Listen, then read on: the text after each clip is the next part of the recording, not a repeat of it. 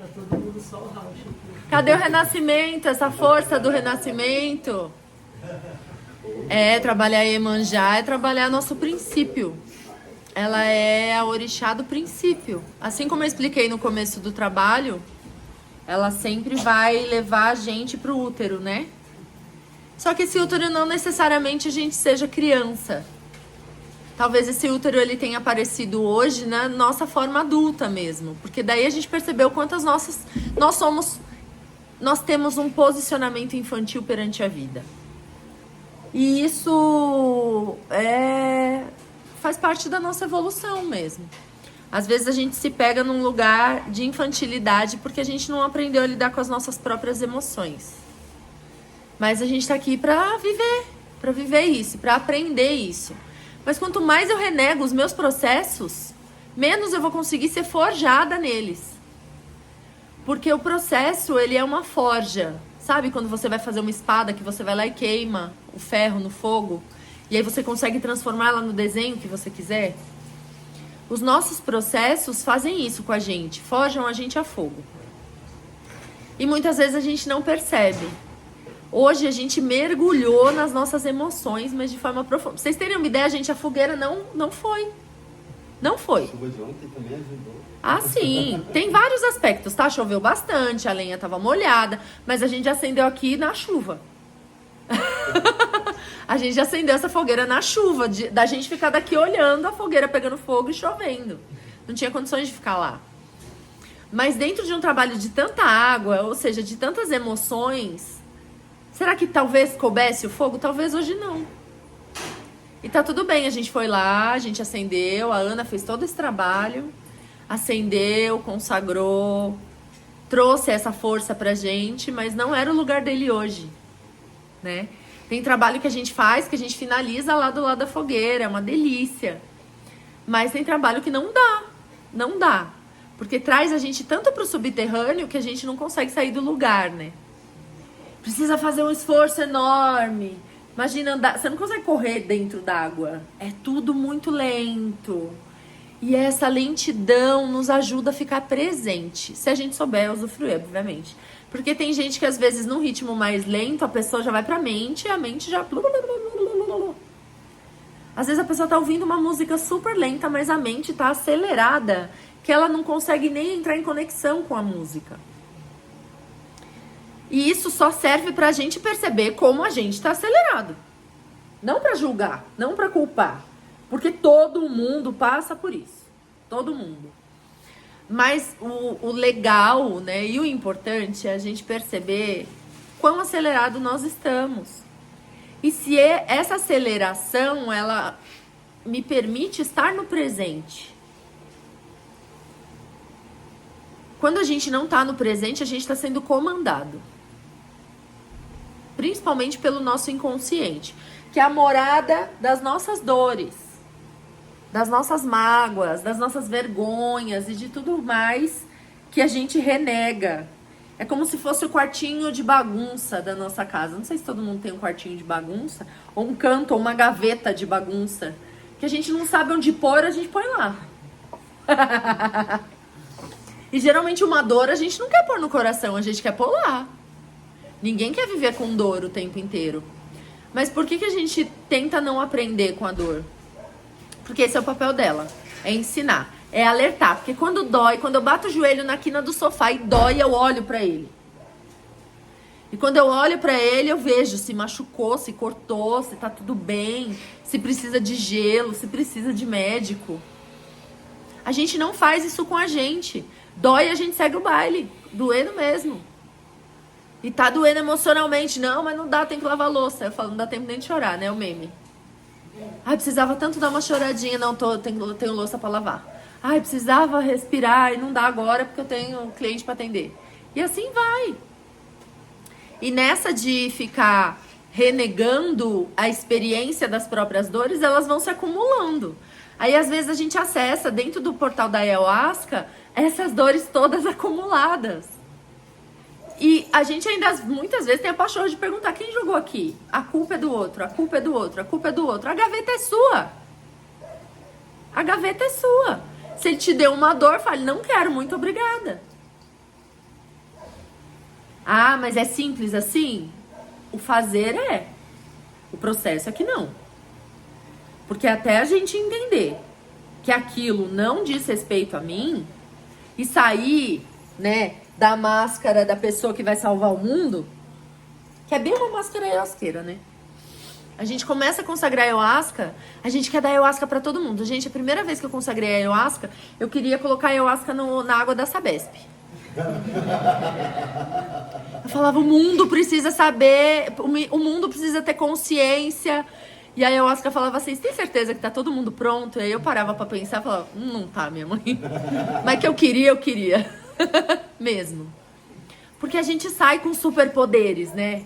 A gente sai querendo revelar o nosso mundo pra todo mundo. Dizer que aqui tem chance, né? Que aqui a gente se perdoa. A maioria das vezes, pelo menos deveria ser assim. E que aqui, com essa expansão de consciência, a gente consegue, ou pelo menos deveria conseguir, lidar melhor com a nossa existência. Com os nossos processos. Mas quando a gente sai daqui, é aquilo que eu falei no começo do trabalho, né? Saiu daqui, bateu a realidade, a gente esquece tudo. Tudo. Então gravem na memória, ou então agora peguem um caderno, um celular, anotem os insights que vieram e põem em prática. Tem que ter a prática, senão não dá certo. Não dá. Não dá. E é uma prática de confiar. A gente estava falando disso, né, Luizão? Olha, gente, a gente estava na outra Pazenha, a gente mudou para outra Pazenha, acho que o Dri vai lembrar desse meu trabalho. E era um prédio muito, muito, muito velho. A gente fez a reforma que a gente conseguiu para dar o melhor de conforto para todas as pessoas. E aí teve um trabalho que estava eu sentada no altar e todas as minhas mirações era do Adriano morrendo eletrocutado num fio que estava desencapado na porta. E aí eu falava, meu, o que a ayahuasca quer me dizer? E eu em desespero. Tinha a miração que eu chamava o SAMU, tinha a miração que eu dava uma paulada porque ele tava grudado no negócio, tinha a miração que eu chamava os guardiões, foi umas 50, juro, eu perdi as contas. Chegou, tipo, na 49, eu já falei assim, tá, mas o que eu preciso entender? Você precisa entender que você precisa ir lá e encapar o fio.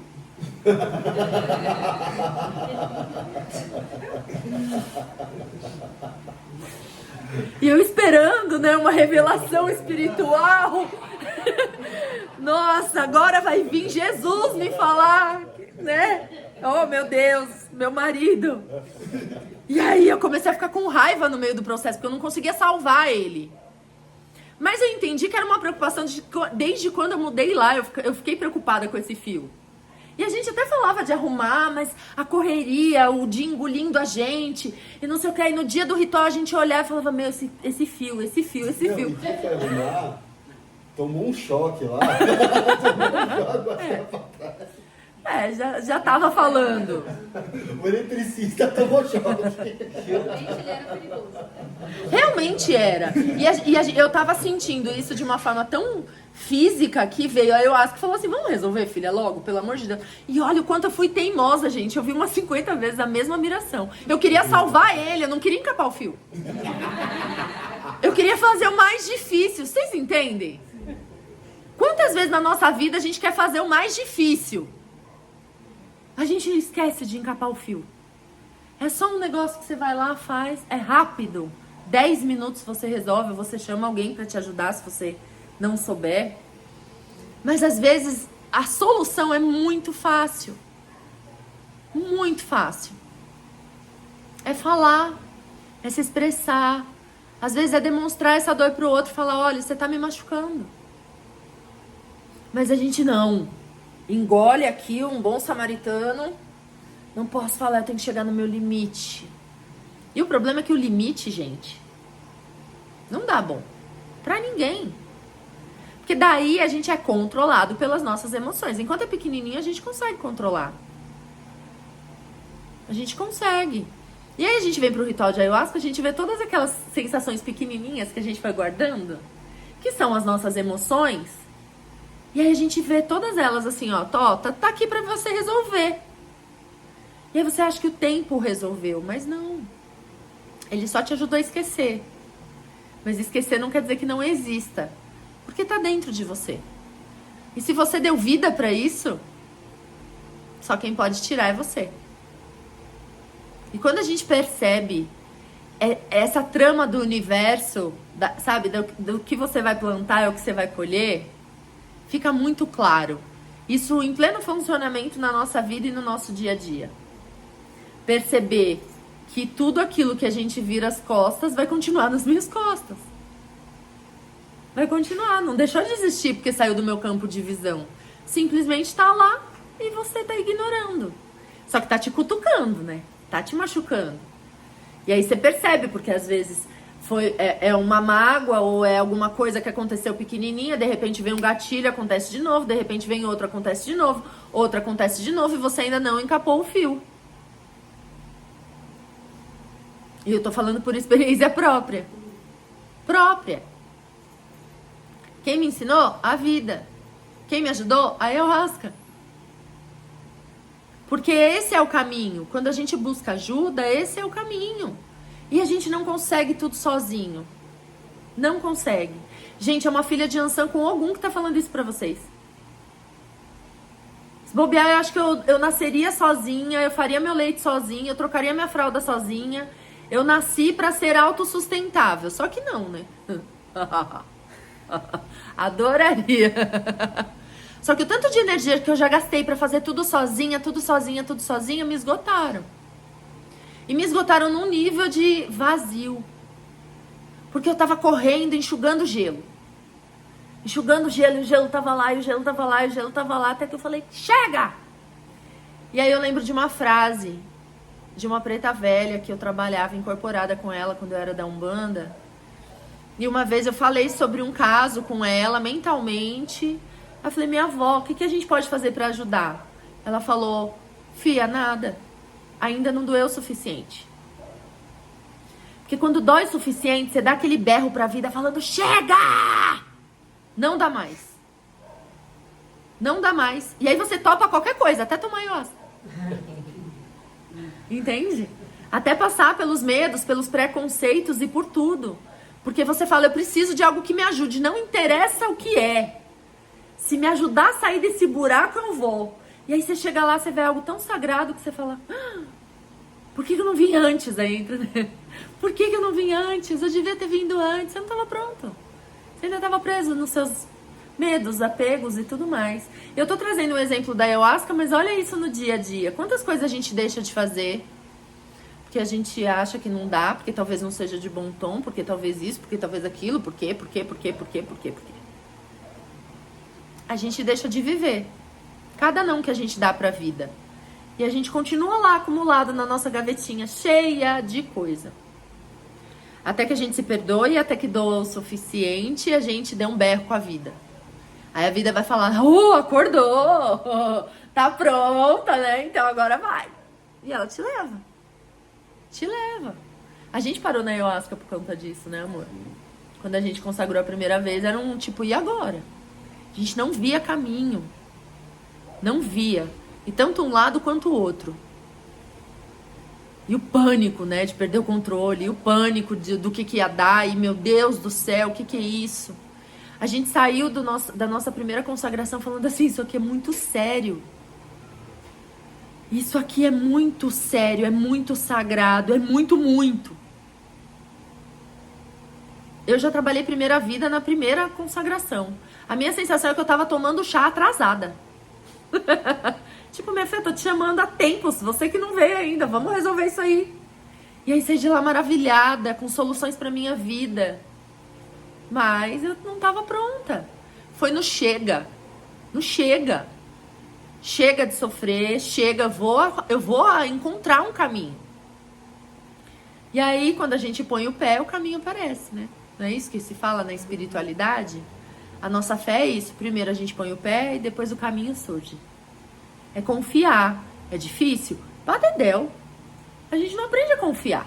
Muito pelo contrário, a gente aprende a desconfiar. Mas se a gente aprender a confiar na vida, na nossa espiritualidade, entenda, vai ter treta. Mas você vai sair muito melhor. Muito melhor. Muito mais inteiro, inteira, íntegro. Com os seus sentimentos e com a sua verdade.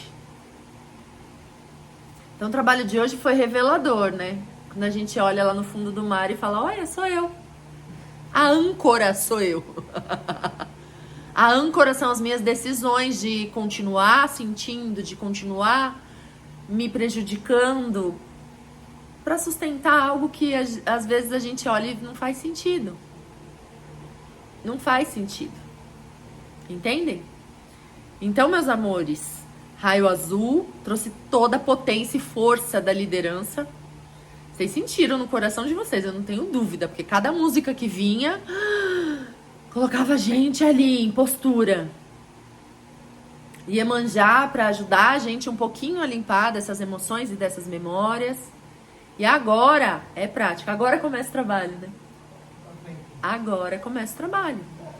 Que o trabalho é pôr em prática. E vencer você mesmo. Não tem guerra. É você guerreando com você o tempo inteiro. Com aquilo que foi programado para ser você. Você foi programado para ser algo nessa existência. A luta contra a tua essência, que muitas vezes não está de acordo com essa programação. E aí essa guerra interna, eu vejo guerra fora. Quanto mais em harmonia a gente tiver, melhor. Mais leve. Sem dor, nunca. Mas mais leve. Com as nossas decisões, com as nossas convicções, a gente só segue, só vai embora. Beleza, meus amor? Gratidão pela presença de vocês. Trabalho incrível, impecável. Quem tá na firmeza, gente, ó, é isso aqui, ó, que vocês viram.